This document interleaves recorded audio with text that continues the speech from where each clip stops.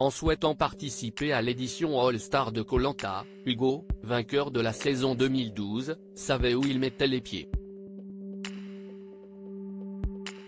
Mais le candidat émérite ne pensait pas que cette aventure allait autant peser sur sa santé, comme il a confié dans le podcast L'Aléa, ce 23 janvier.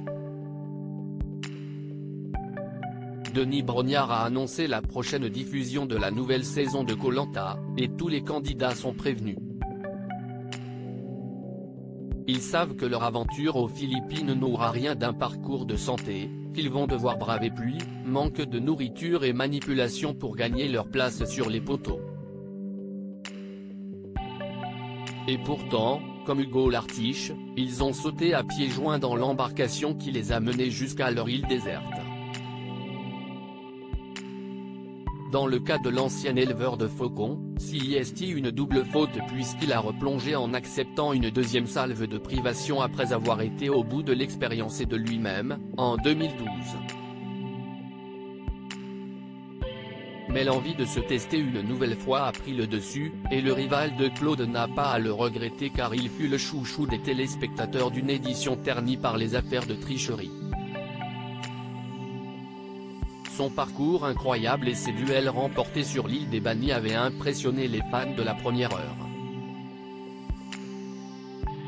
16 kilos en moins et un passage par l'hôpital. Pourtant, cet itinéraire exceptionnel ne fut pas sans conséquences sur la santé d'Hugo à son retour en France.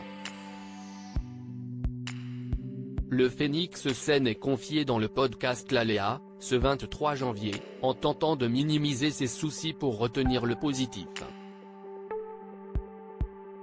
Déjà vous avez l'impression de revenir au paradis, je suis revenu chez moi, c'était le printemps, j'habitais à la montagne à l'époque, je trouvais tout beau, y compris mon réfrigérateur, a-t-il souligné.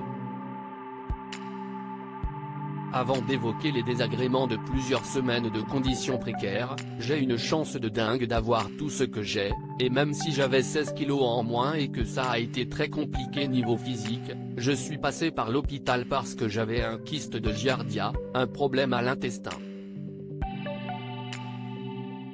Je veux dire, ça si est-il est petit négatif mais d'un autre côté tu te dis mais ça va quoi, ce soir je vais manger, tout va bien. Donc ça fait apprécier les trucs du quotidien, clairement. L'optimisme, toujours en bandoulière dans le sac du baroudeur.